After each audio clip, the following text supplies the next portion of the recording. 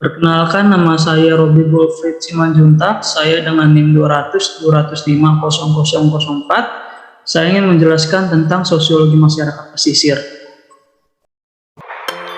Masyarakat dalam KBBI berarti sejumlah manusia dalam arti seluas-luasnya dan terikat oleh suatu kebudayaan yang mereka anggap sama. McQueen menyimpulkan terdapat 5 elemen dalam suatu masyarakat, yakni yang pertama lokasi sebagai entitas geografis, yang kedua kepentingan bersama, yang ketiga tindakan kolektif berdasarkan koherensi identitas, yang keempat ikatan sosial atau kohesi sosial, dan yang kelima memiliki keragaman. Berdasarkan karakteristiknya, masyarakat wilayah pesisir dan pulau-pulau kecil terbagi menjadi 3, yaitu masyarakat hukum adat, masyarakat lokal, dan masyarakat tradisional.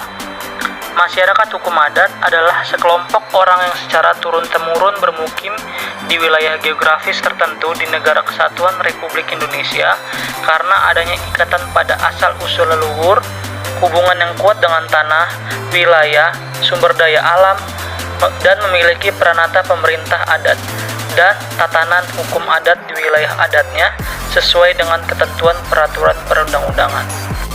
Masyarakat lokal adalah kelompok masyarakat yang menjalankan tata kehidupan sehari-hari berdasarkan kebiasaan yang sudah diterima sebagai nilai-nilai yang berlaku umum, tetapi tidak sepenuhnya bergantung pada sumber daya pesisir dan pulau-pulau kecil tertentu.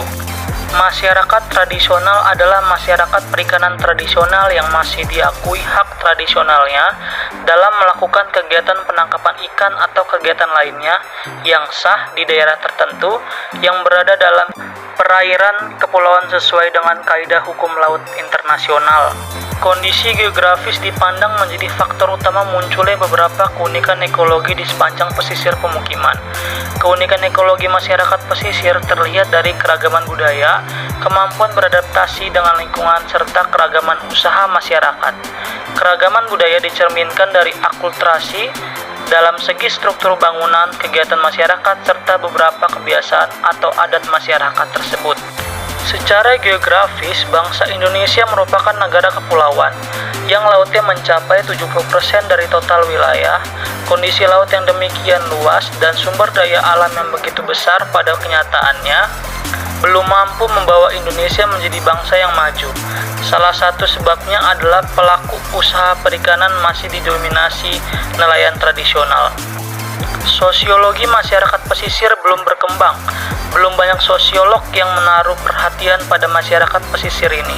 Akibatnya semakin sulit pula kita untuk menemukan literatur tentang masyarakat pesisir ini. Secara sosiologis, karakteristik masyarakat pesisir berbeda dengan karakteristik masyarakat agraris karena perbedaan karakteristik sumber daya yang dihadapi.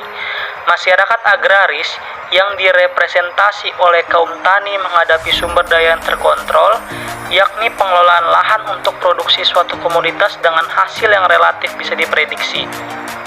Sifat produksi yang demikian memungkinkan tetapnya lokasi produksi.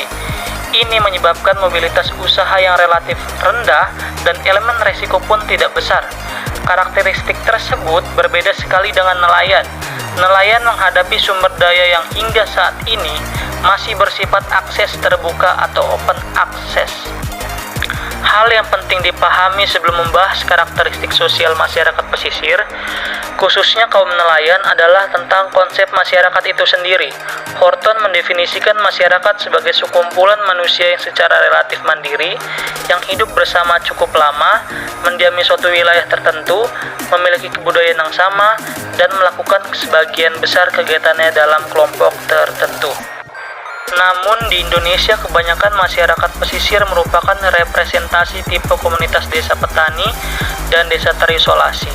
Meski demikian, masyarakat pesisir, khususnya yang bergerak di kegiatan perikanan, pada umumnya mencirikan apa yang disebut Redfield sebagai kebudayaan folk. Folk dapat diteliti pada komunitas kecil. Dalam konteks masyarakat pesisir, masyarakat desa terisolasi, dan masyarakat desa pantai. Struktur sosial dalam masyarakat nelayan umumnya berciri ikatan patron klien yang kuat. Bagi nelayan, menjalin ikatan dengan patron merupakan langkah yang penting untuk menjaga kelangsungan kegiatannya. karena pola patron klien merupakan institusi jaminan sosial ekonomi.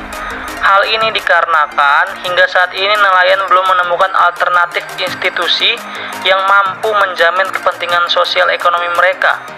Hubungan patron klien umumnya berkaitan dengan hubungan di antara pelaku yang menguasai sumber daya tidak sama, hubungan khusus yang merupakan hubungan pribadi dan mengandung keakraban, dan hubungan yang didasarkan atas asas saling menguntungkan.